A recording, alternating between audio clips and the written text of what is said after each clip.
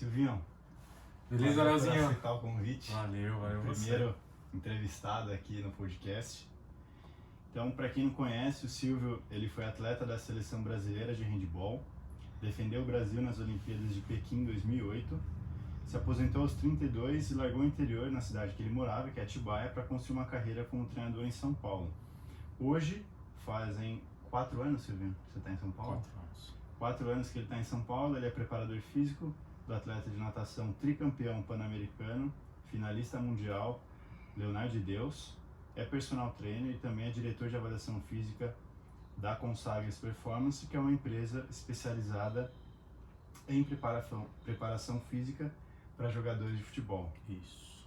Silvinho, bem-vindo mais uma vez. Obrigado pelo convite. Bom, a gente já se conhece, trabalha junto aí. Sim. Faz uns 3 anos, eu acho. 4 anos praticamente. Mas você foi meu primeiro convidado também porque eu acho que tem uma história massa. Você foi atleta, você chegou a participar de uma Olimpíada, que eu acho que é uma experiência única, né? Acho que é o sonho de qualquer atleta. E também hoje, como você está do outro lado, é o sonho de qualquer preparador físico. Exato. Né? Ter um atleta que você esteja fazendo a preparação numa Olimpíada. Isso. E também, junto com isso, ser levado a participar da Olimpíada como uma comissão técnica, né? Acho que esse é o sonho de qualquer preparador físico também. Eu tenho uma ideia mais ou menos já da época que você jogou, mas a gente nunca conversou sobre como que você começou, tipo, no esporte. Desde pequeno você curtia já jogar? Como é que foi essa iniciação sua até chegar na seleção? Eu vim de uma família de esportistas, né? Minha mãe praticava esporte, meu pai era um esportista nato. Meu pai jogou futebol muito bem, jogou voleibol muito bem, basquetebol muito bem. Tudo que meu pai colocava a mão para fazer esporte, ele fazia com, assim, fazia muito bem. E aí, na cidade de Atibaia, a gente estudou numa escola que foi montada por professores de educação física, tanto que ela se chamava Escola de Educação Física Infantil.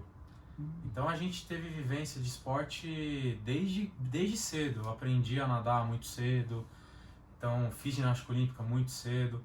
E aí o gosto pelo esporte, atrelado à minha família e à escola, fez com que isso alavancasse esse amor e essa vontade de praticar esporte durante a minha vida inteira, que correu durante a minha vida inteira. E aí eu fui praticando vários esportes durante toda a minha infância. O handebol entrou na minha vida quando eu tinha 16 para 17 anos, entrou muito tarde. Na escola? Na escola. Era a mesma escola? Não. Aí eu já estava no ensino médio e era outra escola em Atibaia. E a gente não tinha, alguns de nós, alunos, não podíamos jogar futebol, né, pela equipe do colégio, porque tinha que pagar para jogar futebol no colégio. Isso eu achava um absurdo e eu levantava a bandeira disso. Inclusive o diretor da escola nunca gostou de mim por causa disso. E a gente resolveu formar um time de handebol, do nada. Entre os amigos da sala, e a gente tinha uma professora que gostava de handebol também, de educação física, e falou, vamos fazer treino para jogar o campeonato intermunicipal aí pra jogar. Aí pegou um jogador de beisebol, um jogador de basquete, eu, um goleiro de futebol também que não ia, e formamos um time. E jogamos o campeonato, e ganhamos o campeonato, ganhamos de um time que era a base do time da cidade. Ganhamos do time. Eles nunca tinham perdido na vida em colégio municipal, em campeonato municipal. A gente foi lá e ganhou. E aí eu não tinha noção nenhuma de handebol, assim, tanto que eu jogava na ponta esquerda, porque eu achava que ponta esquerda tinha que ser canhoto, e era ao contrário. Sim. O árbitro do jogo, que era técnico do time de Atibaia, falou, Silvio, você é canhoto, você tem que ir pro outro lado. E aí nesse campeonato aí eu fazia uma média de 15 gols por jogo, e aí despertou um convite desse próprio técnico para eu treinar no time de Atibaia. Ele era técnico de qual time? de Atibaia, do time da cidade. Entendi. E ele Mas era um time de adultos? tinha o time adulto e tinha o time juvenil. Tá. E como não tinha muito essa coisa assim, não era nada profissional, então às vezes a gente ia jogar, eu tinha 16 para 17 anos, eu ia jogar pro adulto, ia jogar no juvenil e tudo mais. E despertou isso nele, ele me convidou. Você começou a fazer o handball como a molecada faz a pelada de futebol. Isso aí mesmo. O que não é comum no Brasil, né? Não é comum. E assim, a gente não vê muito. Não. O futebol tem uma proporção muito maior. Eu jogava futsal na época, eu era goleiro de futsal, e eu dava muito mais importância para jogar futsal do que para treinar handball. Então tinha dia que eu tinha jogo de futsal do campeonato, no mesmo centro de esportivo lá em Atibaia, porque Atibaia é desse tamanho. Então você imagina que o centro esportivo único de Atibaia era aquele. Tinha 2 quadras, tinha campeonato de futsal aqui e o treino de handball ali. Eu ia jogar futsal e deixava o treino de handball ali. Sim. Só que daí, isso aí, a gente foi começando a treinar. E eu comecei a participar de campeonatos fora da cidade com o time de Atibaia de handball.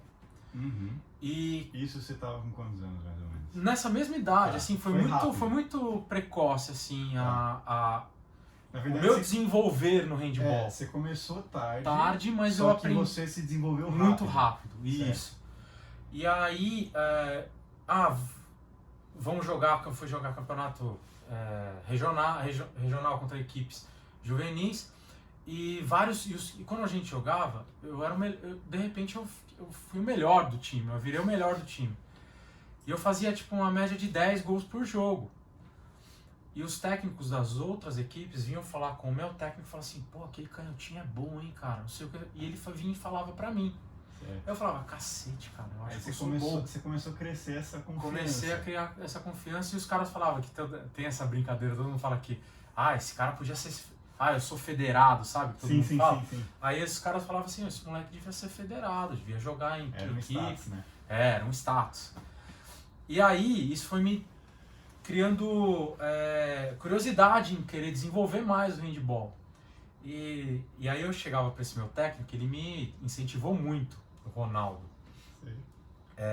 Ele me deu bola de handball, ele me deu vídeo. Para quem é jovem, sim, para você, né? De videocassete, cara, de jogos. Eu lembro que ele me deu de melhores momentos e jogos da Olimpíada de 92 de Barcelona. Isso eu tava já em 98. Ele já começou a ver que você tinha um talento. Isso. E ele começou a plantar a sementinha, né? Ele foi alimentando essa sua vontade, né? E aí eu treinava, eu via os vídeos, pegava a bola, treinava em casa, arremesso. Então eu me desenvolvi tecnicamente, eu posso dizer que 45% sozinho, naquela época. Sim. Até um pouco mais, eu acho que 50-50. Então a parede da minha casa era cheia de marca de bola. E aí foi me despertando outras vontades de praticar outro esporte para me desenvolver no handball. Comecei a praticar atletismo para melhorar.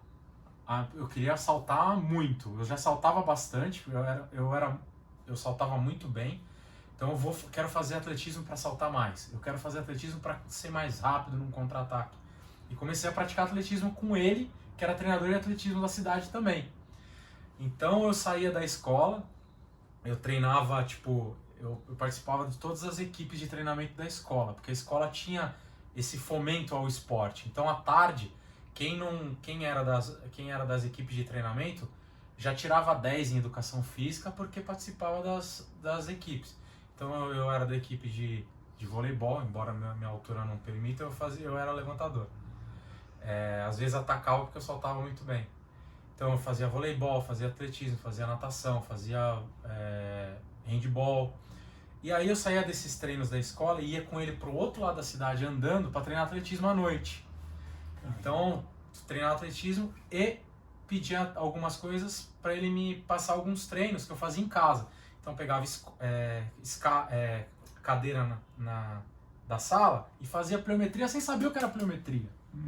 Eu fazia Você fazia isso da sua cabeça ou ele te passava? Eu fazia da minha cabeça, cara.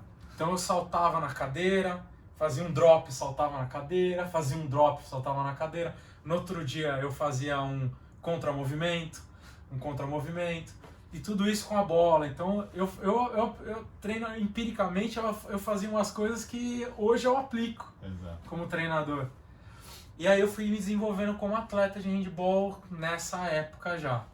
Tá. E aí foi crescendo essa vontade, eu fui me desenvolvendo e fui sempre querendo procurar coisa para fazer. Eu tive a oportunidade de treinar em Osasco. Então eu saía de Atibaia e ia treinar em Osasco com um amigo meu que treinava em Osasco. Então, saía da escola, pegava ônibus até São Paulo, ele me buscava, porque ele era bem mais velho que eu. Eu ia para Osasco para treinar uma vez na semana em Osasco. Umas coisas de louco, assim. Uhum. E meu pai sempre me incentivando. E aí foi. E o massa, assim, é que eu não sabia desse lance da sua escola, né? Porque hoje a gente é professor. Uhum. E a gente sabe da dificuldade, né? Todo mundo sabe isso, que é formar atletas no Brasil, né? Uhum. Ainda mais se a gente quer formar atleta de alto nível. Exato. Então, no seu caso, cara, que eu acho que, eu não sei, eu posso estar enganado, mas acho que a minoria teve um incentivo na escola, né? Teve uma educação física muito boa. Sim. E aí você é a prova viva de que isso faz muita diferença, né, cara?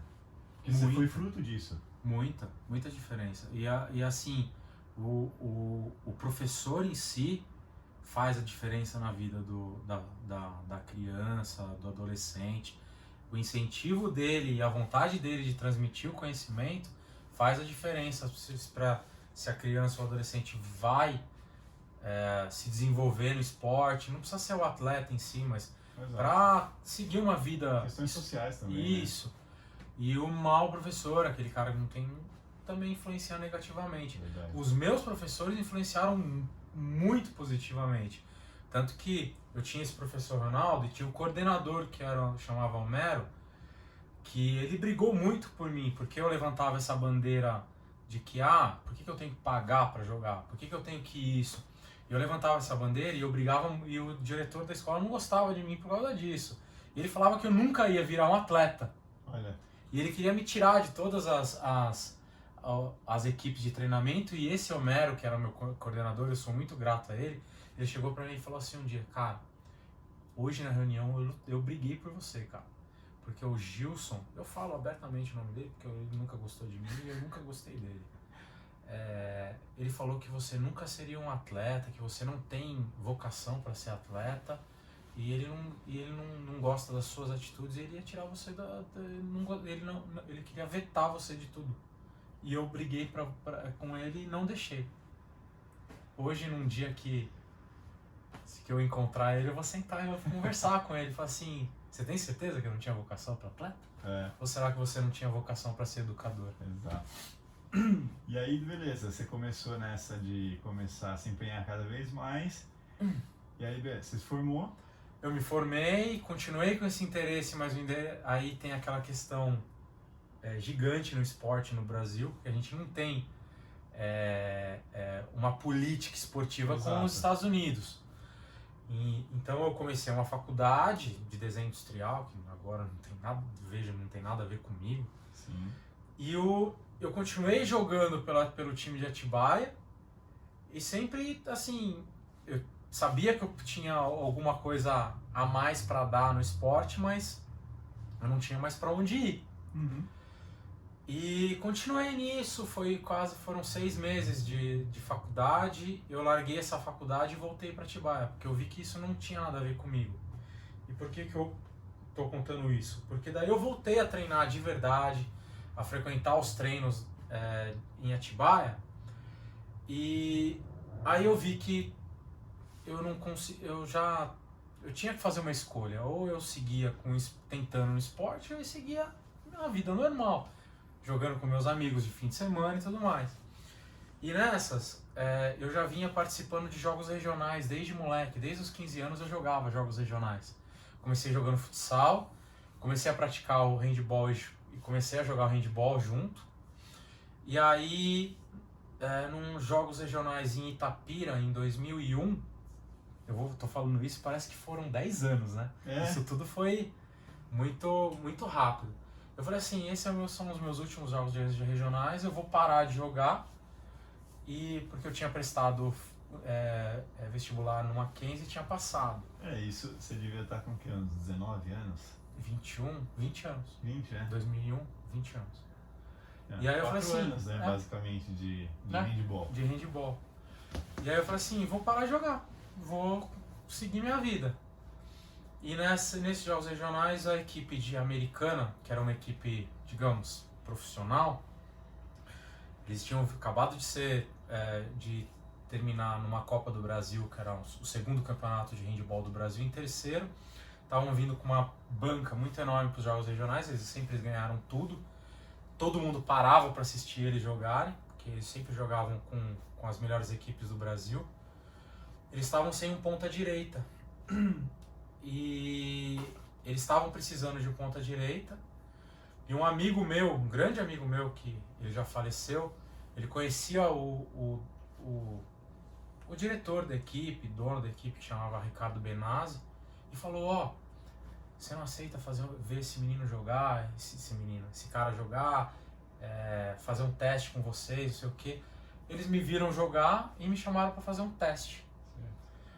Aí até foi, isso minha mãe fala isso, e no dia que eu fui pra Americana fazer o teste, era o dia que eu tinha que fazer a inscrição na universidade. E aí meu pai falou, vai, não assina nada, mas vai. E minha mãe falou assim, se você for, você é o desgosto da minha vida. E eu fui pro teste, eu fui pra Americana. Larguei a faculdade e fui pra Americana.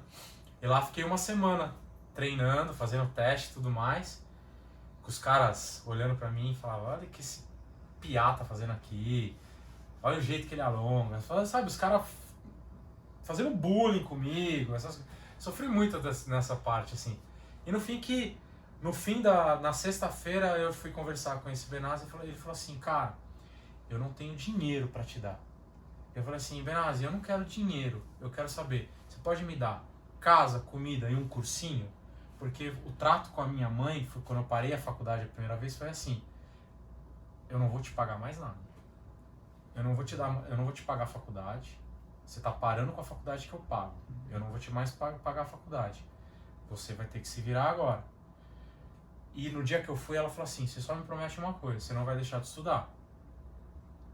E aí eu falei, foi assim, você me dá casa, comida e cursinho? Eu falei assim, dou. Então segunda-feira eu tô aí. Peguei minhas coisas, na sexta-feira voltei pra Atibaia, falei que passei. Meu pai me ajudava com R$50 por mês. Naquela época, em 2001, R$50 era um bom dinheiro, assim, pra um moleque que tinha casa, comida e cursinho. E aí eu fui. Foram 6 meses que eu não podia jogar por Americana, eu só fiquei treinando, porque eu já tinha sido inscrito nos Jogos Regionais por Atibaia. E continuei jogando por Americana durante 6 meses. De graça, sem poder jogar, fui treinando, só treinando. Treinando, aprendendo, ganhando lastro, sendo zoado. Porque, jogar handball, a média dos caras é de 1,85 m pra cima. Eu tenho 1,70 m. Aí você já vê, os caras... Eu fiquei 6 meses com a cabeça careca, que os caras rasparam minha cabeça logo que eu cheguei, eu fiquei careca 6 meses. E treinando, aprendendo, ganhando lastro, melhorando tecnicamente. E assim foi durante esse primeiro ano. Aí no fim do ano a gente jogou um campeonato que chamava Jogos Abertos Brasileiros e ficou em terceiro. E eu joguei muito bem. Mais do que eles esperavam. E aí eles me contrataram no ano seguinte. E aí tem muita história nessas... Que daí realmente eu me profissionalizei como jogador de handball. Tá. Aí qual foi o time que te contratou quando te viu? Chama Americana. O time de Americana. Rio Branco de Americana. Rio Branco Americana. Que era um time de futebol... o Clube Rio Branco, que era um clube de futebol, que dava o nome para algumas equipes de outros esportes. Então, nesse ponto, basicamente, você não ganhava salário. esses primeiros 6 meses eu ganhava um salário. Tá, e depois que você foi de fato contratado... Sim, ganhava um salário Aí de você tinha um R$250. Tá. E aí, então, ali você tinha decidido que você, pelo menos naquele momento, Naquele você ia momento, viver daquilo. eu ia viver daquilo. Você queria ser um atleta. Sempre quis, sempre.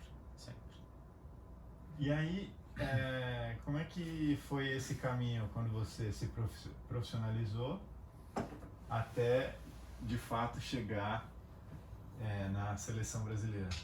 Foi duro. Fazer esporte no Brasil é duro demais. O meu primeiro ano em Americana, eu já comecei a me destacar. O primeiro campeonato que a gente foi jogar foi um campeonato brasileiro de primeira divisão em Santa Catarina, que classificava para a Liga Nacional. Eu fui seleção do campeonato e destaque do campeonato. Primeiro campeonato.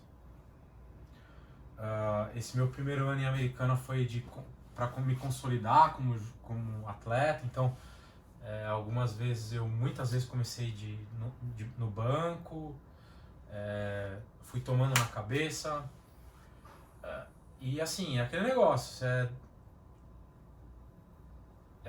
não é um glamour muito grande, você tá numa equipe de interior, que ainda não é a top do Brasil. Não tem nenhum prestígio exagerado. Não tem prestígio, você joga um esporte. Você curtia fazer aquilo. Isso, é aquilo que eu gostava. Eu tinha bolsa na faculdade, eu não cursava educação física ainda. Então, isso que eu ia te perguntar, você estava estudando o quê? Turismo. Você começou com design? Eu fiz desenho industrial 6 meses, pra você ver como é uma coisa que eu acho assim que ainda demora um pouco pra você ter uma maturidade sobre o que você realmente quer fazer da vida. Eu fiz 3 anos de turismo. Eu morei 3 anos e meio em Americana, 6 meses fazendo cursinho e 3 anos cursando turismo. Meu primeiro ano foi muito bom em Americana, porque por mais que eu tivesse 21 anos, ainda assim me sentia um moleque perto dos outros caras. Então foi eu de curtição, eu curtia muito, tava curtindo aquele começo de sonho, sabe? Saindo de casa. Isso. Tudo, liberdade. Liberdade. Tava vivendo aquele sonho aquela coisa de, sabe? De virar um adulto mesmo, né? Você tá saindo da barra da saia da mãe, do pai e tal. Meu pai sempre me incentivou nisso tudo. O meu segundo ano também foi muito bom em Americana, que daí foi um pouco mais consolidado. Eu era titular na equipe. Legal. Eu já era um dos artilheiros da equipe. Jogos grandes, que era contra Pinheiros, São Bernardo, que era Metodista, e São Caetano do Sul, eu sempre me destacava. Então eu fazia média de 5, 6 gols por jogo. Vinha técnico de outra equipe batendo nas minhas costas e falava: porra, legal, bom, pô, você tá jogando bem, não sei o que e tal. E eu sempre ouvi, no começo da minha lá atrás, lá em Americana, no primeiro campeonato que eu fui destaque e tal, um cara que foi seleção brasileira, um cara que jogou Olimpíada, que é muito respeitado no meio do handball, ele chegou pra um cara que convivia comigo e falou assim: meu, esse moleque é bom, hein, cara, pode escrever, ele vai um dia pra seleção. E esse cara veio falar pra mim. Falou isso? E essas coisas, cara, motivam vocês e fazem você vislumbrar isso lá na frente. Então eu abracei essas coisas muito fortes e coloquei isso na minha cabeça. Foi a primeira, assim, foi o primeiro momento que você falou: cara, eu consigo jogar numa seleção brasileira? Foi exatamente isso. Tipo, deve ter te dado né? Do mesmo jeito que veio o técnico e falou lá atrás, quando eu era juvenil: pô, esse moleque consegue ser federado. Exato. Eu abracei disso. Foi a mesma coisa, foi o mesmo estopim pra me jogar pra seleção brasileira. E pra você ver como foi uma coisa bem rápida. Disso que ele falou pra mim em 2001, em 2002, em 3 anos eu já tava na seleção brasileira. E assim, em Americana eu vivi aquele momento... Em 2005 na seleção. Entrei em 2005 na seleção. Em Americana eu vivi eu vivi todos os momentos. Eu vivi aquele negócio de você sair de casa se empolgar com aquilo e de você estar vivendo aquilo. E num 2003 que a gente perdeu os patrocínios ao longo da temporada, em 2004 onde eu era o melhor jogador da equipe, era o menor salário, era o cara menos valorizado, o cara que a minha família já não tinha mais condição para fazer mais, a gente não tinha condição financeira. Meu pai morava na Bahia para trabalhar, para mandar dinheiro para cá, e não era suficiente. E a bolsa da faculdade, né, americana cortou e eu não tinha o dinheiro que eu ganhava. E eu falo abertamente, eu ganhava R$300 por mês. Eu era o melhor jogador do time, ganhava R$300 por mês. Minha madrinha, que é falecida hoje, me complementava meu dinheiro, porque eu ganhava R$330 por mês, 300 era da faculdade, 30 me sobrava para pagar o vale transporte, e ela me inteirava R$50 por mês para eu ter alguma coisa.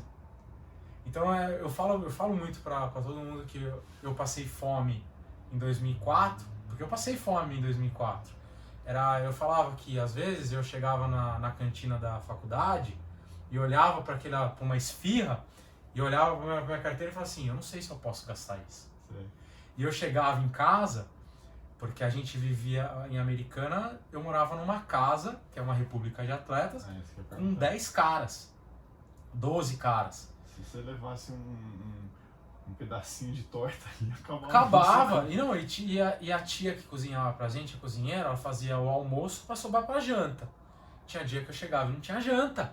Os caras mandavam. Os caras destruíam, meu amigo. Era nego de 1,90 m que arregaçava. Então, 2004 foi muito difícil. E eu prometi pra mim que se eu não conseguisse nada depois desse ano, eu ia parar de jogar. E eu tive um belo de um agravante que eu não ia jogar mais em Americana, por causa dessa minha desvalorização, eu sendo o melhor jogador do time, num ano que eu fui o vice-artilheiro do Paulista, fui terceiro artilheiro do Campeonato Paulista e terceiro artilheiro da Liga Nacional. Num mês, a gente foi receber o nosso salário, foi treinar, voltou e eu fui pagar a faculdade. Na hora que eu fui pagar a faculdade, eu não tinha aberto a minha carteira ainda. Quando eu abri minha carteira, alguém me roubou meu dinheiro. Aí eu olhei para aquilo e falei assim, realmente, não é para eu ficar aqui. E aí foi uma coisa que, assim, eu sempre corri muito atrás disso. Liguei para esse meu técnico e a gente foi jogar uns jogos abertos do interior. E Atibaia tava jogando os jogos abertos do interior e, assim, a gente jogava a primeira divisão, Atibaia jogava a divisão, segunda divisão. Eu encontrei ele. Falei assim, pô, Ronaldo, Americana tá difícil, cara. Putz, eu tô querendo parar de jogar. Ou eu paro de jogar, ou eu vou pra uma equipe grande, porque eu mereço. E tal, sumiu meu dinheiro, eu sei quem foi, mas eu não posso acusar. Eu tenho certeza que foi essa pessoa do meu time, então, sabe, não me sinto mais feliz jogando lá, tal. Eu falei assim, eu fiz um curso com o Washington Nunes, que na época era o técnico da seleção brasileira e treinador de São Caetano. Você quer que eu fale com ele, cara? Eu falei assim, cara, quero, porque eu sempre corri atrás, só que isso foi um grande erro da minha vida e eu me arrependo até hoje por isso. Eu nunca cheguei pra um cara, pra um técnico, assim, e falei assim, poxa, ó, o que você acha? Eu gostaria de uma oportunidade. Eu sempre fui meio um pouco, não orgulhoso, mas o medo do não. Sei. E aí ele foi e falou com ele. Ele falou assim, Silvio, ele falou pra você entrar em contato com ele no fim do ano. Isso era? 2004. Não, mas que... Isso era outubro. Ah, tá. Outubro. Jogos abertos era setembro, outubro. Já tava perto. E assim, eu já me destacava fantasticamente. Eu tinha brigado com o meu técnico em Americana nesses jogos abertos. E ele me boicotou de vários jogos importantes para que eu não aparecesse. Ele sempre me incentivou, ele sempre foi assim, você tem jogo para ir para seleção, para jogar em time grande, tal. Só que qualquer merda que dava no time, eu era Eu era o cagado. Entendi. Vai tomar no cu, filha da puta, não sei o que. Desculpa falar a palavra no podcast. Então, eu não tava feliz com isso. E aí eu liguei pro Washington no fim do ano. Ele ia pro Mundial na Tunísia com a seleção. E eu fiquei... E ele só voltou no fim de janeiro pra fevereiro. Então eu fiquei sem saber se eu ia jogar ou não. Americanos, os caras já sabiam que eu não queria mais jogar lá. Eu já não tinha mais clima pra jogar mais lá. E eles sabiam que eu tava querendo ir pra outro time. E eles não me chamaram pra jogar mais não. Aí eu fiquei. Se São Caetano ia me chamar ou não. E eles me chamaram. Aí eu fui pra São Caetano, que era o atual campeão da Liga Nacional, que era atual campeão de Jogos Abertos, e que tinha uma gama de jogadores da seleção brasileira, atual ou anterior. Então, já era um outro nível. Aí eu já fui para outro patamar. Eu até falo que eu saí de Americana com 72 quilos para ficar com 78 quilos em São Caetano. Ah, foi isso? Foi, porque daí foi realmente, eu virei, foi outra coisa. Certo. Eu me alimentava bem, eu tinha um preparador físico de verdade, sabe, fisioterapeuta de verdade. Em Americana não tinha nada disso. Era uma estrutura de um time grande. Exato, assim, no handball. Exato. Que ainda você vê hoje, se você for ver agora lá atrás a estrutura que tinha, você fala, puta. Mas, entendi. Mas aí eu Pro handball era grande. Pro handball era grande.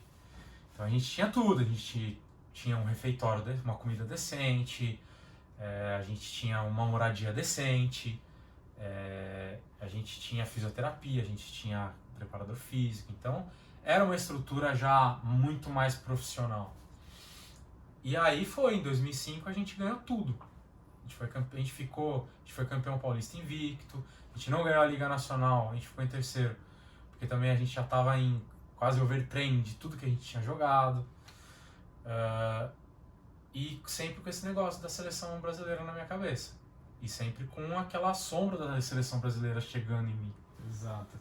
Você tava cada vez, né, mais perto ali. Sim, eu fui começando agora já a se relacionar com o técnico da seleção. Eu tava... Jogadores. Exato, eu fui subindo degraus de profissionalismo e degraus de técnica, aperfeiçoamento, cada vez melhor. Que é o lance do ambiente também, né? Uhum. Se você almeja alguma coisa, é importante que você esteja inserido em um ambiente que pessoas já estão onde você gostaria de estar, né? Uhum. Então você foi trilhando esse caminho. Sim. É igual falam, se a média das 5 pessoas você mais convive. Então você estava ali no meio de pessoas que já eram da seleção. Uhum. E provavelmente o seu comportamento começou a mudar, a sua visão do esporte começou a mudar e Sim. seu rendimento começou a mudar. Minha dedicação foi muito maior. Então a minha vontade de crescer foi cada vez maior. E daí esse treinador era o treinador da seleção e a confederação contratou um outro treinador, um espanhol, que até hoje ele é treinador da seleção espanhola de handball, que hoje é a melhor seleção do mundo, e ele é considerado um dos melhores treinadores do mundo. E ele veio para tirar um pouco de uma visão muito paternalista no handball em relação a convocações. O handball brasileiro sempre teve a questão de você participar das seleções de base para daí ser convocado para a seleção adulta. Não era obrigatório, mas tinha-se muito isso. E cada técnico tinha aquele seu nicho de jogadores que eles convocavam. Inclusive o meu próprio técnico, eu tenho certeza que se ele continuasse na seleção, eu não seria convocado, por causa dessa visão que ele tinha. E esse espanhol chegou com uma visão completamente diferente. Convocou todos os jogadores no Brasil de equipes grandes para testá-los e para ver se todos se adequavam ao seu jogo e formar a equipe olímpica para as Olimpíadas de Pequim.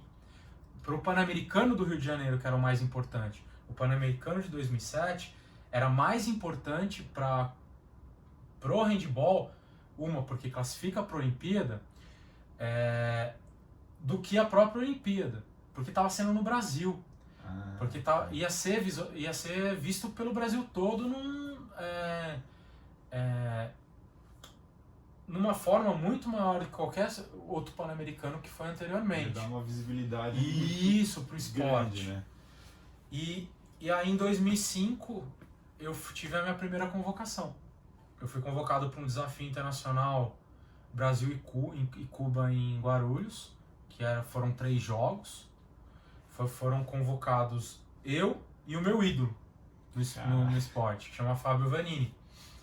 E tinha um outro cara da nossa posição que jogava na Alemanha, ele não viria, e aí nós dois fomos convocados para disputar a posição. Era certo que a gente ia disputar a posição até a Olimpíada. Ou você ou ele. Ou eu ou ele. E ele começou a titular, porque ele tinha uma experiência vasta na seleção, desde base. Ele foi vice-campeão pan-americano em Winnipeg, ele foi campeão pan-americano em Santo Domingo. Então ele é bem mais velho que eu. Essa escola que você falou, né? Isso. Ele sendo construído lá na base. E eu lá em Atibaia assisti ele jogar jogando no Pinheiros. Certo. Ele tem a mesma altura que eu, então eu me via muito nele. Assim, eu via que, poxa, se esse cara pode, eu consigo. Não só por causa da técnica, mas muito por causa da questão física. Sim. O handball é um esporte físico, é um esporte de contato, é um esporte de seleção natural. Exato. Onde os maiores sobrevivem. E aí você viu ali uma possibilidade. Sim, viu uma possibilidade. E aí a gente começou a gente dividia quarto, a gente dividiu o quarto, e a gente era muito amigo, porque ele sempre me incentivou, quando ele me via jogar, ele sempre me incentivava. E a gente virou muito amigo. E nesse desafio internacional contra Cuba, ele não foi bem, e eu fui muito bem. Eu me destaquei fantasticamente, tanto que o primeiro jogo eu fiz 6 gols, e no segundo jogo eu já comecei a jogando e ele no banco. Já fiz 4, 5 gols, e o terceiro jogo, que passou no Esporte Espetacular, inclusive na Globo, eu comecei jogando e fiz 6 gols já de primeira. Então eu comecei a jogar e eu, fiquei um passo à frente dele. E aí fui campeão pan-americano em seguida de seleções com a seleção. Eu fui convocado, o cara da Alemanha veio e ele não foi. Então eu comecei um pouco à frente na seleção para a disputa para o Pan-Americano. Já era meu segundo ano em São Caetano, e aí em São Caetano a gente teve alguns problemas com o próprio Washington. E aí a gente foi um pouco... o time de 2005 foi desestruturado um pouco, a gente perdeu um pouco daquele fôlego. E aí eu tomei um choque no fim do ano de 2006 para 2007. Eu não fui convocado para o Mundial da Alemanha. O Fábio Vanini foi. E aí eu tomei um choque. Falei, não é bem assim. Eu cheguei, mas eu tenho que ficar. Você estava numa ascendente muito boa, mas daí você viu que... Eu vi que aquele negócio. Quando você está aqui, o degrau de você sair de um bom jogador para um excelente jogador é muito alto. Sim. Eu estava no degrauzinho do bom jogador. Exato. Você tá na seleção e se manter, você tem que estar no degrau do excelente jogador. Porque você tem que manter aquilo sempre. Nível mesmo. Isso, tem que estar sempre em alto nível. Que uma coisinha, o cara que tá ali vai lá e pum. Então, eu entrei em férias, eles foram pro Mundial, eles foram viajar pra Alemanha, jogar, que era realmente o que eu sempre quis. Eu queria jogar com os caras da Europa, que são os nossos ídolos de verdade. E minha primeira oportunidade, tomei um chão. Valeu. Eu falhei. E isso foi em 2006 para 2007. E estava muito próximo já do Pan-Americano, dos Jogos Pan-Americanos. Aí eu falei, eu tenho que virar a minha chavinha e me preparar realmente para isso. Tem os jogos, tem toda uma preparação aí. O que eu fiz? Como São Caetano a equipe em si estava numa descendente, eu decidi mudar de ares. Londrina tinha acabado de ser vice-campeão da Liga Nacional, sendo que no ano anterior ela havia sido campeã. Eu recebi uma proposta para jogar em Londrina. E aí eu fui para Londrina. Eu me mudei para Londrina. Fiquei mais longe da família ainda. Isso foi muito bom para mim, isso foi muito bom para o meu crescimento pessoal. E numa equipe que, em relação à estrutura, eu realmente vivi o profissionalismo. Certo. Que era uma equipe de uma cidade que abraçou o handball e que vivia pelo handball. O esporte principal da cidade era o handball. Então a gente saía em outdoor, a gente tinha ginásio lotado todo jogo, com ingresso comprado. O nego ia pro ginásio para comprar o ingresso e assistir o jogo. Torcida organizada. Então era um ambiente extremamente assim propício para você se desenvolver. Exato. Então e nessa época, como eu tinha um sonho olímpico, eu estava viajando muito com a seleção, eu deixei de canto os estudos e me dediquei somente a isso. Certo. Porque eu continuei sendo convocado.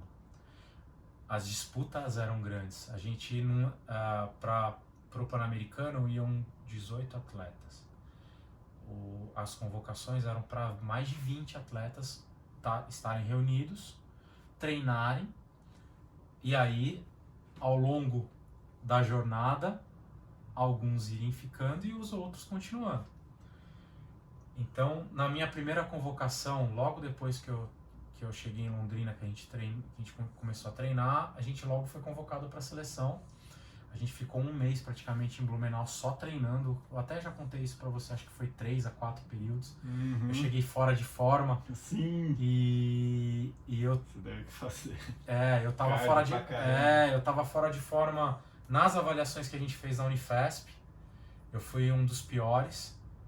E isso o Marquinhos, que hoje é diretor científico do Vasco, ele era nosso preparador físico.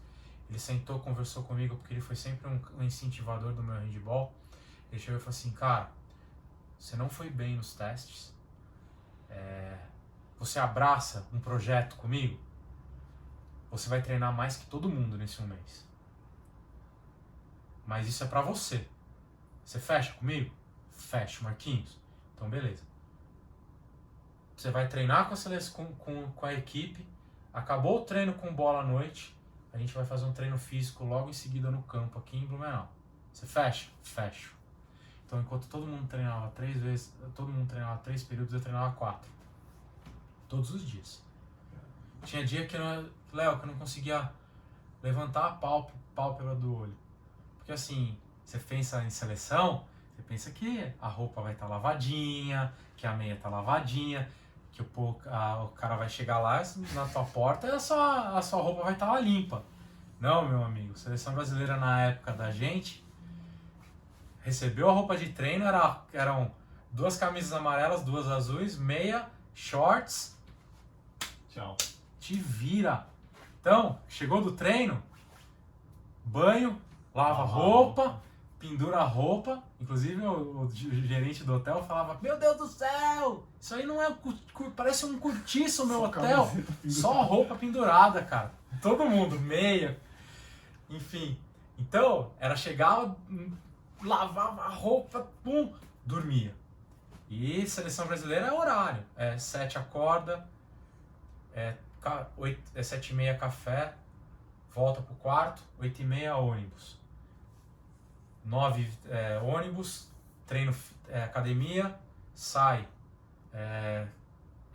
treino com bola, sai, piscina, almoço, volta, 2 horas vídeo, volta, treino com bola, acabou o treino com bola, Silvio, campo, vai lá, correr.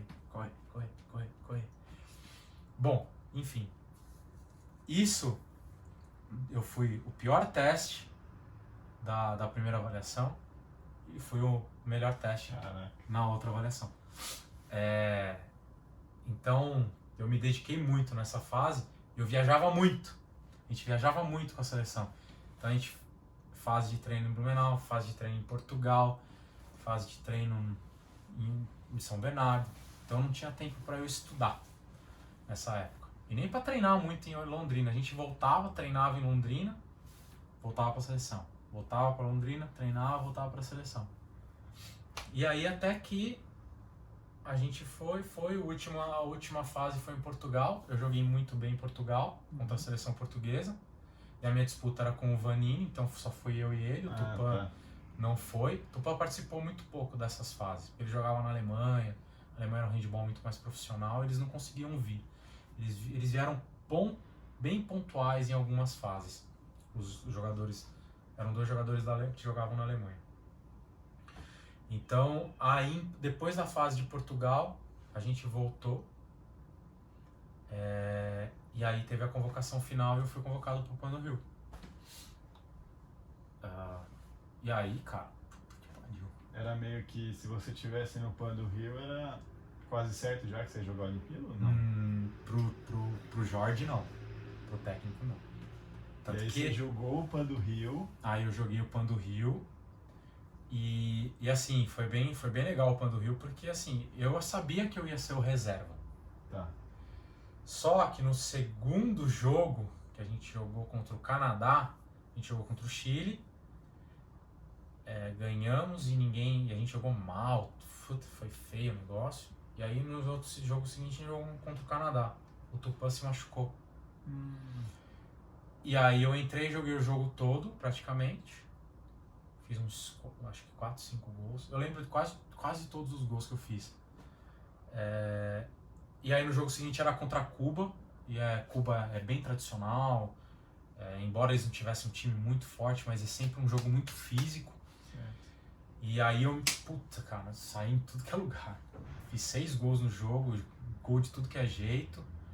Fui o melhor jogador da partida, fui como jogador melhor jogador da partida, fui dar entrevista e tal. Bom, enfim, eu fui seleção do campeonato nesse PAN do Rio. A gente foi campeão, da Argentina e tudo mais. E aí em Londrina, voltei pra Londrina e fui o melhor ponta-direita da liga. Você tava... Tava no meu auge. Tava surfando a onda. Tava na crista. E assim, eu tava no meu pico de performance. Nisso você tinha quantos anos? Nisso eu já tava com 26 anos. Tá. 2007, 26 anos. Depois disso, a seleção em si já era mais ou menos formada. O Jorge, que era o treinador, já tinha mais ou menos um número de jogadores legais, que ele sabia que ele podia contar. E começou de novo, outra preparação no ano seguinte. Viagem, aí a gente viajou mais para a Europa, viajou para o Egito, fez torneio no Egito, fez torneio na Macedônia, jogou vários amistosos. Conheceu vários países nessa. E aí, numa série de amistosos aqui contra a Argentina, a gente teve 3 jogos contra a Argentina. Foi muito engraçado isso. Uma baita seleção, era uma baita seleção para jogar contra a gente, era muito pau o jogo contra a gente. Numa série de amistosos contra a Argentina que era uma preparação que ia ter um campeonato pan-americano na semana seguinte. Só que esse campeonato pan-americano já era com a equipe olímpica. Praticamente com a equipe olímpica. Iam ter alguns cortes aqui, iam ter mais 2 cortes nesse pan-americano para definir a seleção olímpica. E aí a gente nessa. E nesse amistoso contra a Argentina, foram 3 jogos. Eu joguei muito, cara. O Vanini também jogou bem. E aí veio o Tupã. Vieram os 3 caras da posição. E eu joguei os 3 jogos. Primeiro jogo jogou eu e o Vanini. Segundo jogo jogou eu e o Tupã. Terceiro jogo jogou eu e o Vanini. Ou seja, esses 2 caras estavam disputando a posição. O Tupã estava sossegado. Acabou o jogo. Todo mundo tomou banho. Corte. Ninguém sabia quais pessoas iam ser cortadas. Não sabia quais posições. Aí ele cortou o Vanini. O Vanini chorou, porque era a última oportunidade dele ir para uma Olimpíada. Putz. Ele não tinha participado de nenhuma? Nenhuma, cara. E em Santo Domingo ele foi campeão pan-americano, ele rompeu o ligamento do joelho. o treinador da Olimpíada falou assim pra ele, em rede nacional, o Vanini é o único jogador que está convocado para a Olimpíada de Atenas. Ele não foi convocado. Nossa. Não levou ele. Frustrante. Frustrante. E, inclusive, a gente tem alguns amigos em comuns e quando vão me apresentar pra quem não me conhece, eles falam assim, ó, Silvinho é o cara que tirou o Vanini da Olimpíada. E aí foi isso. A gente foi pro Pan-Americano eu já sabendo que eu ia pra Olimpíada. Aí teve mais 2 cortes. Aí a gente foi nisso, voltou. Teve o Pan-Americano, jogamos o Pan-Americano, voltei pra casa, já com a mala da Olimpíada. Nossa. Como é que foi, cara, essa sensação de velho. de saber que você ia jogar uma Olimpíada? Meu, eu Deve juro pra passar você um filme que na cabeça, né? passa, Léo, porque eu me sinto com esse sonho olímpico desde a primeira Olimpíada que eu assisti, que foi de 88, em Seul. Eu era bem jovem ainda, eu tinha 7 anos de idade. Você é um cara que, como eu te conheço, eu sei. A gente brinca lá na Ken, né? Que você é uma enciclopédia do esporte. Então você realmente acompanha o esporte, né? Nossa, eu E não é, sempre... independente da modalidade, né? Muito. Você gosta de esporte. Eu gosto de esporte desde criança. A gente comprava aquelas enciclopédias Barça e tinha o livro do ano de esportes, assim, e sempre tinha história de Olimpíada, história de tempo, de quem ganhou, de não sei o que lá. Eu ficava o tempo todo vendo quem ganhou nos 100 metros rasos em 1980 e bolinha, qual o tempo. Aí ia lá e comparava com o tempo. Tava sempre sim. Inclusive até quando eu morei na Austrália, a gente tava vendo um documentário de futebol com um amigo meu da Nova Zelândia que não sabe nada. E aí falava assim, ele perguntou, em 1930 era Copa? Eu falei assim, era a Copa foi a Copa no Uruguai.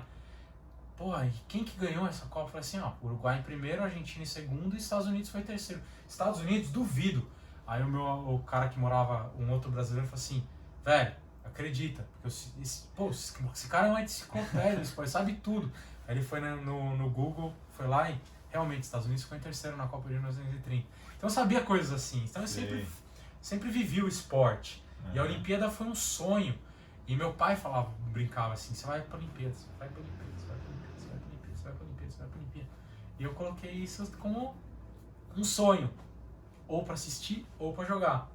Meus pais foram assistir a Olimpíada de Barcelona. Eu fiquei sem falar com eles, porque eles iam assistir a Olimpíada de Barcelona. Eu tinha 11 anos.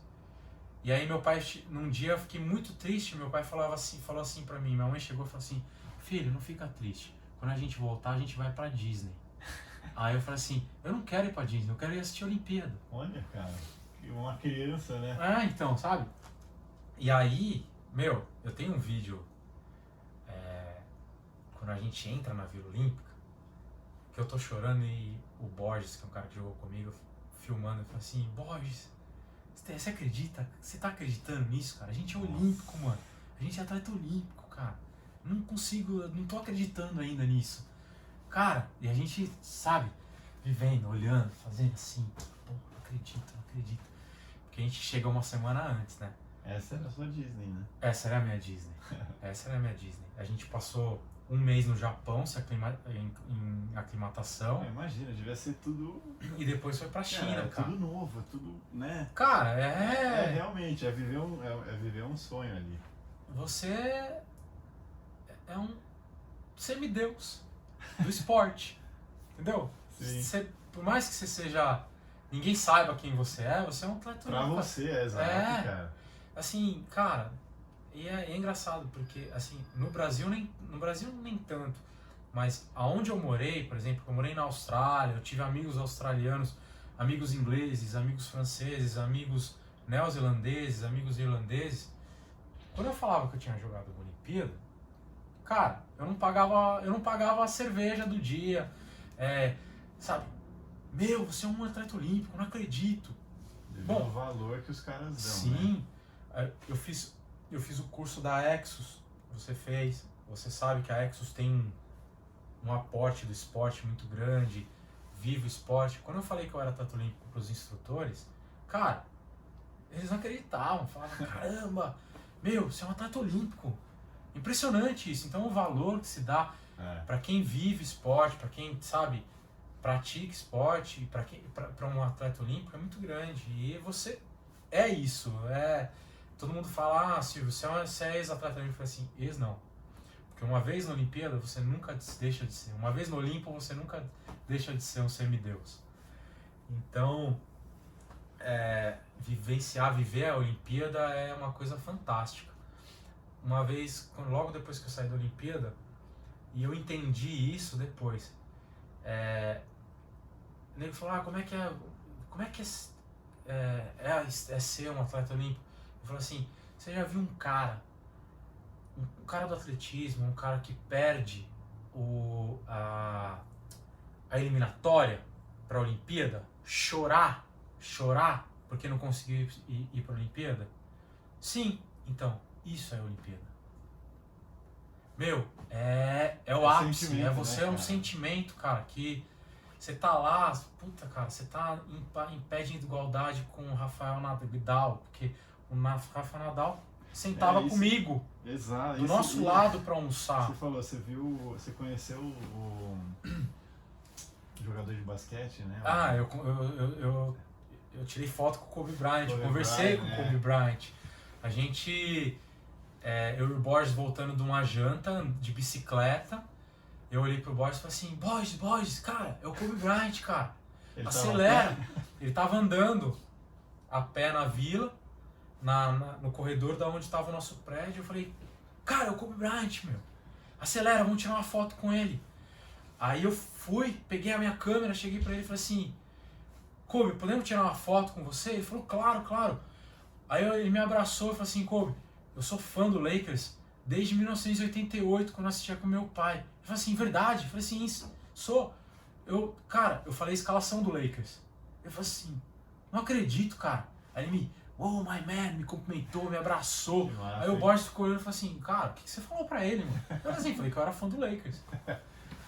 Aí, tipo assim, você fica em pé de igualdade, cara. Tirei foto com o Pau Gasol, tirei foto, sabe, com gente, com os meus ídolos do handball, cara. Então, porra, vi os caras do vôlei, tirei foto com o Giba, tirei foto com o Emanuel, que são lendas do esporte.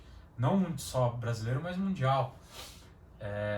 Então, cara, você vive todos os estágios de uma Olimpíada. Quando você chega, que é o estágio Disneylândia, o estágio que é o seu sonho, que é pisar numa quadra e jogar, e o estágio que é completamente festa, é a festa da Olimpíada, que quando você não tá mais participando, disputando medalha, você vive aquilo de você festejar, você tá, assim, na elite da elite, você tá nas festas dos caras que a festa foi feita pra você. Sim. Não foi feita pra outras pessoas, foi feita pra você. Os melhores atletas do mundo estão reunidos ali, né? Então, você tá entre sabe, eles. eu participar de uma abertura, você tá lá dentro vendo que aquela pira tá sendo acesa pra você. É um sentimento que não tem como, assim, explicar. Posso te falar inúmeros adjetivos positivos. E depois, aí, Silvinho, como é que foi essa... Porque, assim, depois você jogou a Olimpíada e você já tava com 27, é isso? 27 para 28, E aí, beleza. Passaram as Olimpíadas, você continuou mais um tempo ainda, vivendo como atleta. Uhum. Quando você voltou das Olimpíadas, você teve mais prestígio? Isso, assim, a sua realidade como atleta no Brasil mudou muito depois disso? Dentro do handball, sim. Dentro do handball. Dentro do handball, sim. Eu era visto como atleta de elite do handball. Sim. Querendo ser que todos os times querendo me contratar. E em questões de vida, de conforto, tipo, situação financeira, essas coisas, também te trouxe? Para um atleta de handball, a minha situação financeira era muito boa. Então você teve uma melhora. Eu tive uma melhora geral, assim. muito grande de salário, de moradia. Eu saí de um estágio onde eu podia escolher quem moraria comigo e onde eu moraria. Então eu morava num apartamento onde eu dividia o apartamento com mais um jogador. Eu saí de uma casa com 12 em Americana e fui para um apartamento enorme onde morava eu e mais um amigo meu, que era amigo meu. Sim. E quando ele foi contratado, eu falei assim, Pete, nós vamos morar junto. Beleza? Beleza. Um apartamento de 3 quartos que morava eu e ele. Então, consegui comprar um carro pra mim. Então eu consegui ter algumas coisas a mais. Tive o prestígio do esporte. Viver isso, né? Que não é fácil. Sim. Que não é fácil. E aí depois, eu sei que você parou aos 32, né? Que você me contou. Sim. Essa transição, assim, alguns atletas entram em depressão, né? É uma transição difícil. Eu acho que só quem vive, assim, quem tá de fora deve ter uma noção, mas você perde um pouco, eu acho, do... Cara, primeiro que você parou de fazer o que você fez por muitos anos, né? Sua rotina muda completamente. Muito. De certa maneira, você perde um pouco daquele gostinho de ser visto pelas pessoas, né? Tem um pouco esse lado. Como é que foi isso pra você? Como é que foi essa transição? Quando você decidiu parar, ou quando você parou, quase falou, vou fazer o que da minha vida agora? Na verdade, pararam comigo, né? Eu não queria parar, mas pararam comigo. E foi assim, eu me preparei para parar de jogar, porque em 2008, depois da Olimpíada, eu tive uma convocação para o Mundial da Croácia em 2009. E dentro do Mundial, eu vivi uma coisa bem interessante. Eu tinha um amigo meu, um irmão mesmo, que jogou comigo em São Caetano por muito tempo. E São Caetano queria parar com ele. Não queria mais contratá-lo para jogar, não queria mais que ele jogasse para São Caetano. E eu vi a forma que eles estavam lidando com isso, com esse cara, com esse meu amigo. O técnico da seleção já não era mais o espanhol, era o técnico de São Caetano que estava como interino, e ele levou a comissão técnica e eu vi algumas coisas. Esse meu amigo me mandava mensagem falando, cara, tô tentando fechar com São Caetano, mas eles não falam comigo, não me respondem. E por outro lado eu via eles vindo falar comigo e falar assim, pô, o Júnior, a gente talvez não vá fechar com ele, a gente não quer fechar com ele, a gente está segurando um pouco para falar com ele e tal. E eu participei indiretamente, assim, eu visualizei todo esse processo. Enfim, eles não fecharam com ele, acabou com a carreira dele. Ele foi mandado embora de São Caetano com o joelho operado. Ele falou assim, não quero isso pra mim. Não quero isso pra mim. E eu tava em negociação com o Pinheiros e com São Caetano. Pinheiros me oferecendo um dinheiro menor e São Caetano me oferecendo um dinheiro maior. Aí eu liguei para São Caetano e falei assim, São Caetano, eu quero tanto em dinheiro e eu quero uma bolsa na universidade. Se você me der essa bolsa integral, eu fecho com vocês. Bom, foi aí que eu entrei para fazer educação física. Aí eu fiquei 2009, São Caetano acabou com a equipe, mandou todo mundo embora. E 2009 foi um ano muito difícil para mim, fisicamente e pessoal. Você já tinha operado o joelho? Não. Fisicamente eu sofri muitas lesões musculares. Eu tive lesões musculares seguidas da outra, de panturrilha. Sim. Lesões muito graves e que me roubaram praticamente a temporada inteira. Eu quase não joguei em 2009. E era um ano que eu ia estar muito mais prestigiado. E meu pai faleceu. Assim, e foi um ano que eu recebi muitas propostas de jogar fora. Só que eu estava lesionado. Eu recebi proposta para jogar na Espanha, eu recebi proposta para jogar na primeira divisão da Alemanha. E essa proposta da divisão da Alemanha, eu falo que foi Deus que que falou pra mim não aceitar. Porque eu não aceitei, uma semana depois meu pai faleceu. E aí eu imagino, eu na Alemanha maluco com meu pai morrendo, tendo morrido, com a minha família e tudo mais. Aí São Caetano acabou com a equipe, e aí foi o retrocesso da minha carreira. Retrocesso não da minha carreira, foi o retrocesso da minha carreira porque, não digo retrocesso, desculpa, foi o declínio da minha carreira. Porque eu fui com uma equipe completamente desestruturada, ruim, fora de quadra, onde prometeram coisas e não cumpriram, com um salário bem menor, voltando a dividir casa com um monte de gente, porque o handball ele chegou num pico no Pan-Americano do Rio, e ao invés de aproveitar isso, corrupção e tudo mais, é só ver nos jornais hoje em dia o quanto de corrupção tem no handball. O handball perdeu essa oportunidade e só caiu.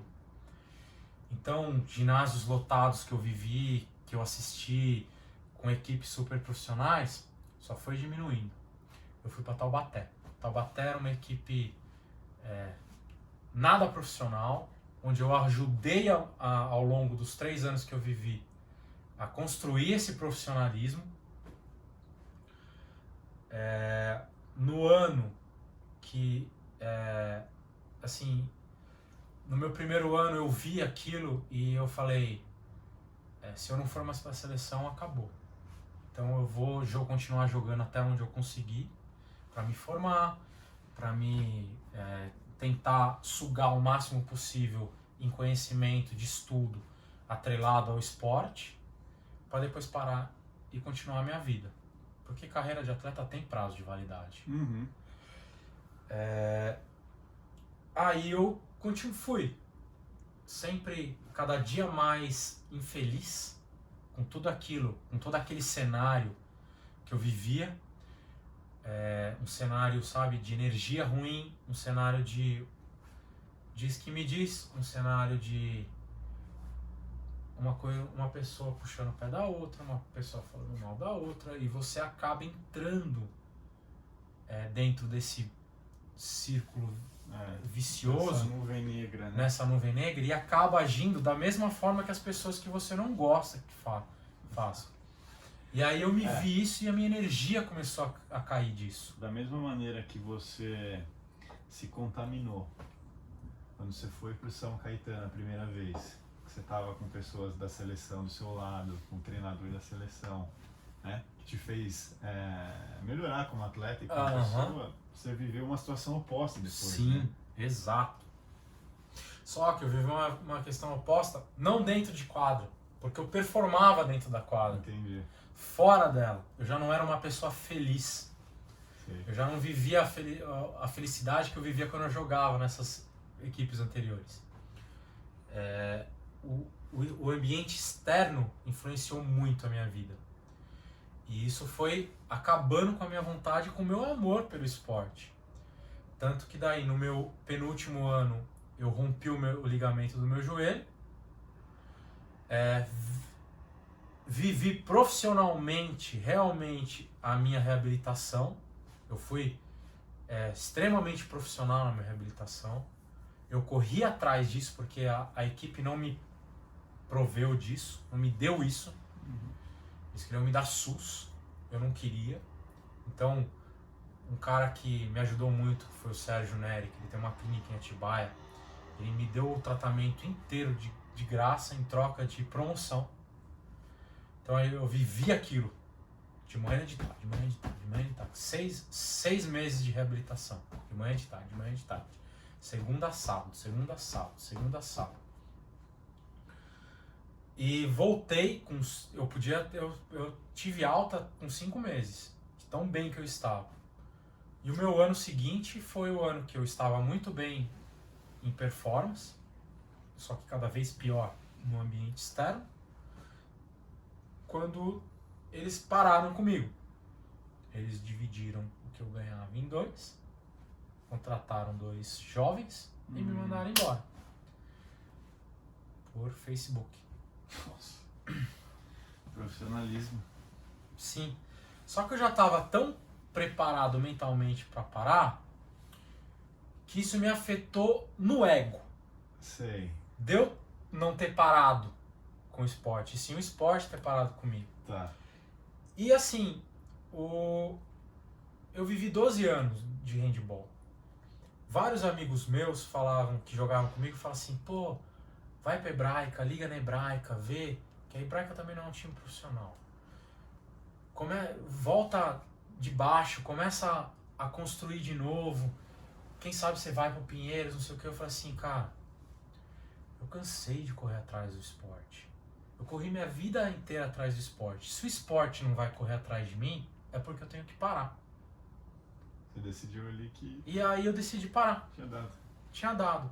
E calhou de um primo meu que mora na Austrália, tá nessa época lá, e ele fala assim, vamos pra Austrália. Foi bom, né? Graças a Deus. Porque daí você também mudou um pouco de ambiente, foi fazer um intercâmbio, conheceu gente nova, viveu experiências novas. Exatamente. E nisso você já era formado em Educação Física? E nisso eu era formado em Educação Física. Aí você ficou 2 anos na Austrália, né? Fiquei 2 anos na Austrália. Eu era formado em licenciatura na Austrália, até eu ir pra Austrália. É. Aí você teve que fazer o bacharel quando Tive você que voltou? fazer o bacharel quando eu voltei. Tá, porque você sabia que você queria trabalhar. Sim, aí nisso eu já sabia que eu queria ser preparador físico, alguma coisa relacionada ao esporte. Tá. E você tinha a intenção, tipo, quero trabalhar em um time de handball, algo assim, ou não? A princípio tinha, mas ao longo da minha vida em Taubaté eu desisti disso. Tá. E aí Eu você desisti. E aí, tá ok. Aí eu lembro que você já tinha me contado que você voltou da Austrália e aí que você começou a tocar a clínica. Isso. Aí eu voltei da Austrália, eu tive um ano meio sabático aqui, porque eu tava entre essas... Eu voltei da Austrália porque eu continuei jogando na Austrália, eu joguei um Mundial de Clubes pela Austrália no Catar, machuquei, lesionei meu joelho, tive que operar meu joelho no Catar, voltei para a Austrália, fiquei todos esses 2 anos estudando e fazendo cursos de treinamento na Austrália, só que meu joelho não ficou bom. O que te deu uma base boa também, né? Me deu uma base, mas me deu mais um tapa na cara, que é, cara, se você não fizer a mesma coisa que você fez no esporte para a sua profissão, você não vai ser ninguém. Bom. E eu fiz um curso da Exos na Austrália, onde todos os caras que sentavam do meu lado eram preparadores físicos de equipes profissionais, de rugby union, rugby league ou AFL, que é Australian Football, futebol australiano. E eu fiquei numa sabatina entre os instrutores e os estudantes de um alto nível que eu nunca tinha visto antes. E isso foi um tapa na cara. Uhum. E aí eu voltei pro Brasil para operar o meu joelho, fiquei num ano sabático fazendo cursos, tentando aprender cada vez mais. E no ano seguinte eu recebi o convite para tocar essa clínica desse meu amigo que me proporcionou a reabilitação quando eu era atleta. Ah, tá. E aí eu fui nessa toada, junto em paralelo com o preparador físico da Seleção Brasileira de Handball, onde eu atuei auxiliando ele em alguns momentos pontuais na preparação para a Olimpíada do Rio de Janeiro. Na minha área, fui atuando nisso até o dia que eu recebi o convite para trabalhar na Care Club em São Paulo. E aí eu decidi sair da onde eu trabalhava, que era uma clínica de reabilitação, onde a gente cuidava muito de gente idosa, de pessoas mais velhas que não tinham o esporte como... Era uma Era uma qualidade de vida. Sim.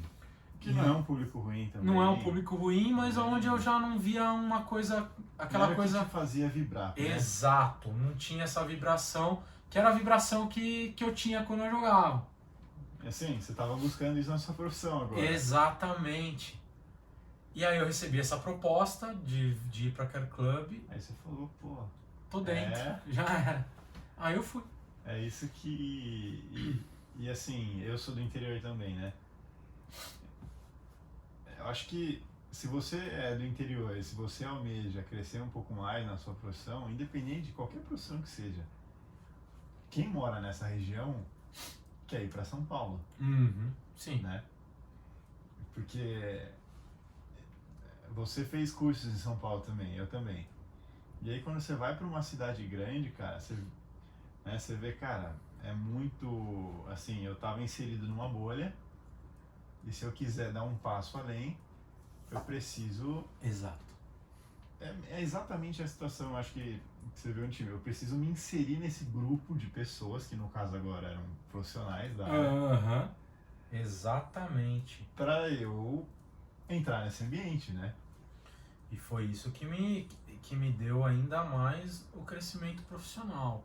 Porque do mesmo jeito que foi no handball, onde eu saí do juvenil para ir do adulto de Atibaia, crescer profissionalmente em Americana, sair de Americana, crescer profissionalmente em São Caetano, crescer mais ainda quando eu estava na seleção, a mesma coisa aqui.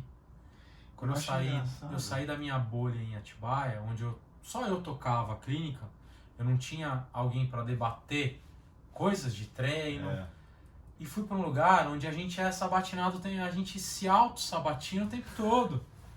Cada um pergunta, cada um tem dúvida, cada um tem erros e quer saber para acertar.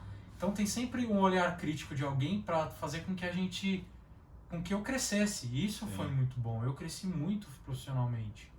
Exato. Eu acompanhei isso, né? Porque eu tava já quando você chegou. Sim.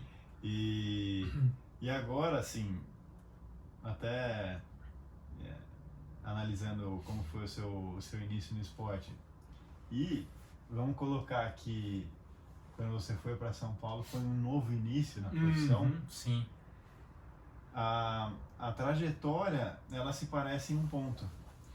Tanto no esporte, como você estava em São Paulo, você era relativamente mais velho. E nos dois, você teve uma ascensão rápida. Verdade, isso é verdade. Né? Então talvez você tenha usado, né? Não sei se você chegou a pensar nisso ou foi instintivo. Bom, já que eu tô mais velho agora, eu preciso dar um gás, né? Se eu quiser... Não, isso é verdade. Eu olhando, por exemplo, você, que eu convivi muito, porque a gente vivia o dia inteiro na Care Club juntos, logo quando eu cheguei, eu via você, o quanto de conhecimento você tinha, o quanto que você transmitia de conhecimento, o quanto que eu olhava tudo aquilo e falava, cara, eu preciso dar um gás. Eu preciso, porque aqui é completamente diferente, aqui é extremamente competitivo. Aqui é competitivo, aqui é competição o tempo todo. A gente é amigo, mas a gente compete em várias coisas. Sempre em pró de cada um, mas é uma competição, então eu preciso. Então, eu fui muito mais qualitativo em relação a cursos, qualitativo em relação à informação que eu estava buscando. E isso foi muito bom, foi muito positivo isso. E eu senti isso mesmo. Eu era o mais velho, de todo mundo eu era o mais velho ali. Mas é legal, porque em 3 anos, eu lembro perfeitamente, que você chegou com uma bagagem teórica boa, mas você não tinha colocado isso em prática. Sim. Né? Exatamente. E aí ali você encontrou uma possibilidade de começar a explorar aquilo tudo que você estava estudando, que você estudou na Austrália e tudo mais. E aí você começou a realmente se lapidar como treinador e foi evoluindo. E hoje você chegou num patamar que é muito satisfatório também para um treinador, né? Que é conseguir ser preparador físico de um atleta profissional. Qual foi, assim, quais são os seus maiores aprendizados hoje estando do outro lado?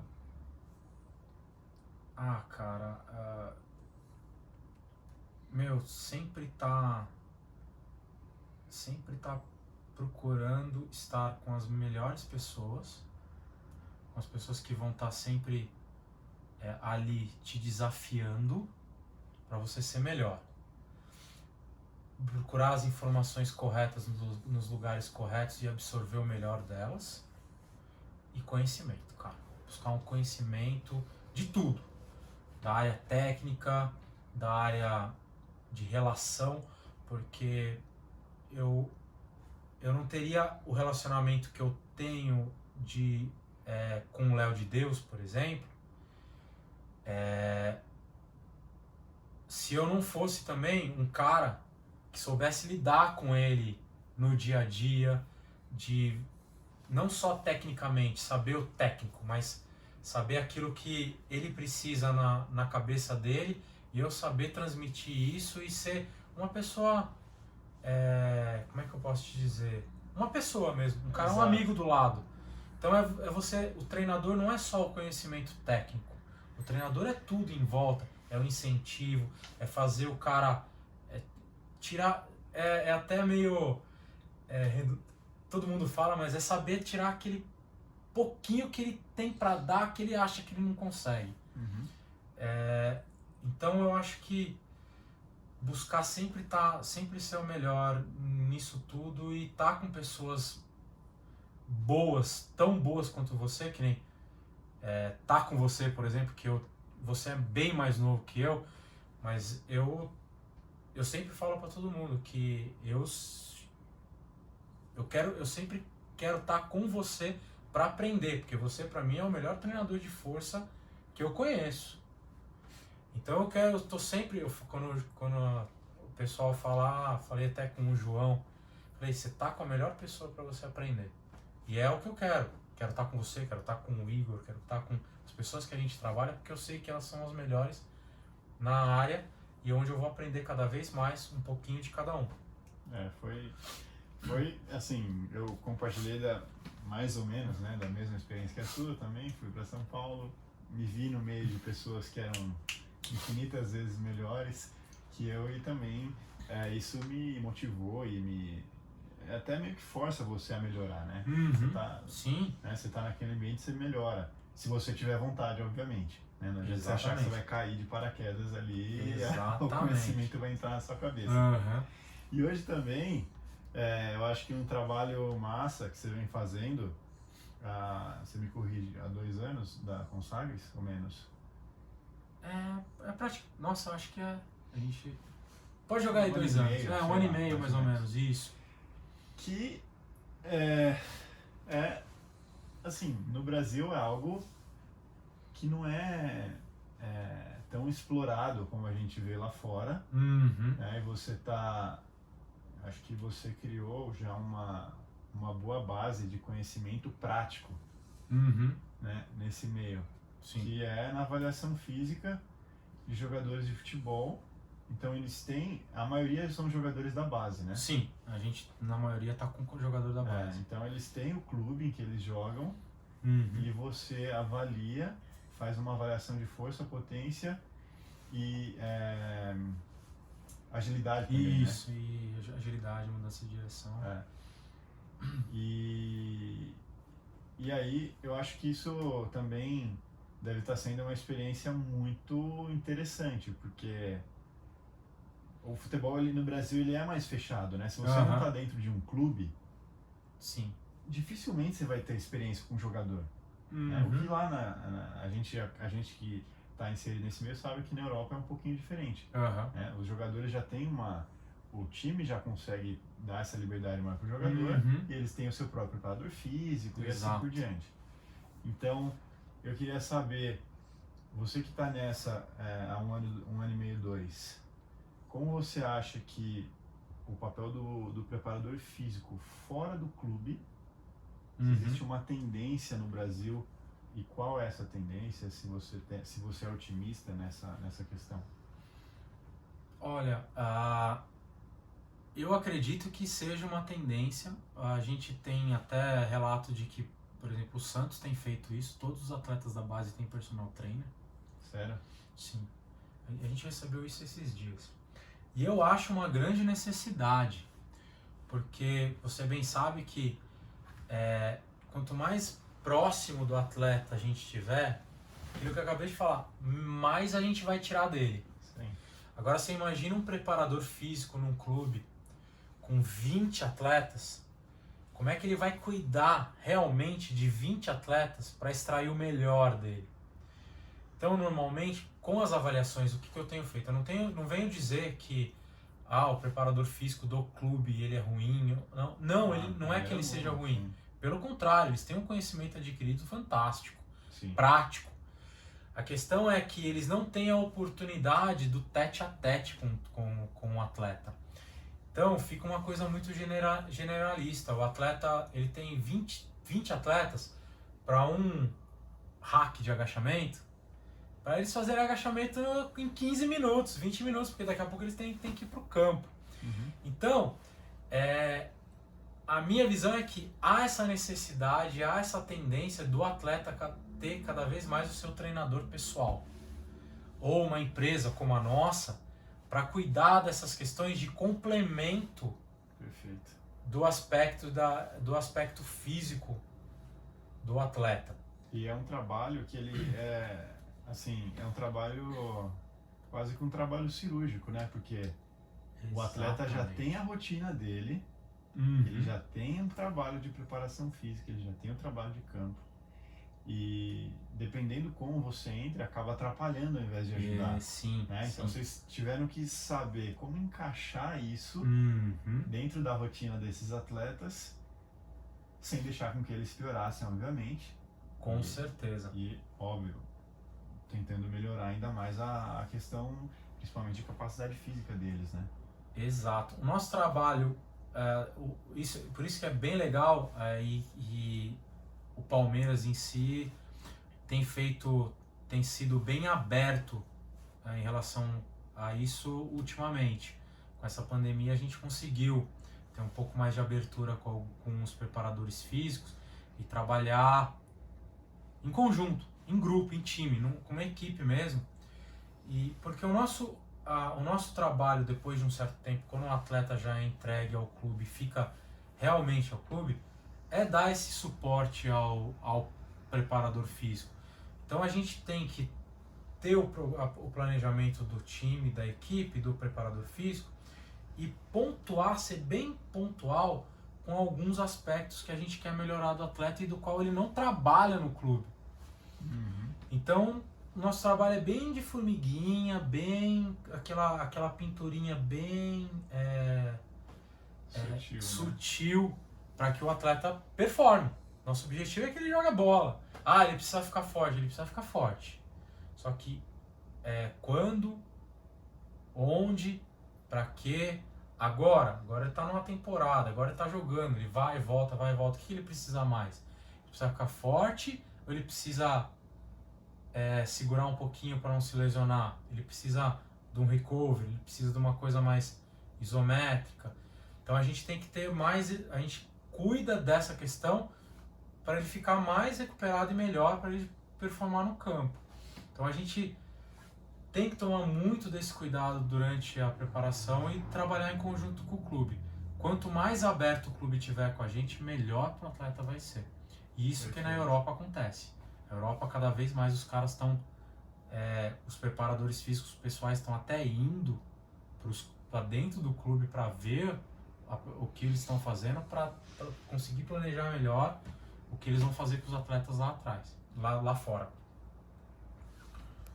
Então eu acho que isso é uma tendência e que é uma tendência positiva para os atletas de futebol aqui no Brasil, que estão cada vez mais mudando essa mentalidade. E a gente observa que tá acontecendo uma evolução clara na preparação física, principalmente no futebol, né? Que é um esporte que ainda carrega um preconceito muito grande quando a gente fala em preparação física, né? Quem é da área sabe disso, mas eu acho que a tendência também é só melhorar, e hoje tem muita gente boa fazendo trabalhos excelentes. A gente teve a oportunidade de observar alguns treinadores fazendo esses trabalhos fora do Brasil. Sim. Outros são brasileiros próximos a nós que foram para fora para ser preparadores, né, de grandes atletas aí do futebol. Sim. Então acho que é muito bacana, cara. Sim, eu acho que a visão, assim, a visão do jogador de futebol em relação ao treinamento, principalmente de força, ela ainda é um pouco resguardada até o momento que eles veem a evolução que eles estão tendo, a performance que eles têm no campo, a hora que eles conseguem transferir todo esse lastro que eles ganham dentro da academia para o campo. E com a gente tem visto isso, porque os atletas... A grande questão é quando o jogador de futebol, se ele voltou para treinar o treino de força, você já vê que ele tá surtindo efeito. Porque se ele não vê que aquilo está surtindo efeito no campo, ele nem volta. É verdade. Então, com os atletas que a gente vem trabalhando, o treinamento de força... Eu falo treinamento de força porque é o que a gente tem feito mais com esses meninos. Tem surtido efeito, eles têm gostado e cada vez mais atletas das equipes de base têm voltado para trabalhar com a gente. A gente está quebrando um pouco de paradigma aí com essa questão de que o cara acha que ele vai ficar... A gente sempre brinca que tem aquela foto dos bombadão correndo, essas coisas. Tem os mitos. A gente está sempre quebrando um pouco desse medo dos jogadores.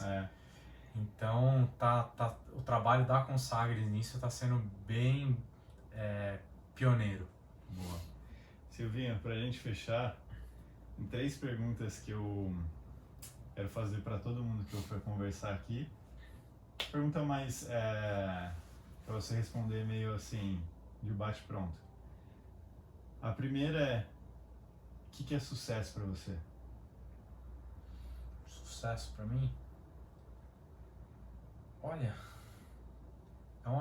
é difícil dar um bate-pronto assim, porque... Bom... Seu conceito, a sua concepção de sucesso. Minha concepção, sonho realizado. Perfeito. Nos últimos 2 anos, as 2 maiores coisas que você aprendeu que foram relevantes para você? Seja profissional, pessoal. Que eu aprendi nesses últimos 2 anos, o primeiro eu aprendi o amor verdadeiro com a minha neném. Legal. E um outro, cara, um aprendizado de todo dia, cara. De sempre querer ser o melhor a hora que você acorda. Não sei nem se é aprendizado, cara. Mas realmente é difícil, assim, eu te definir o maior aprendizado.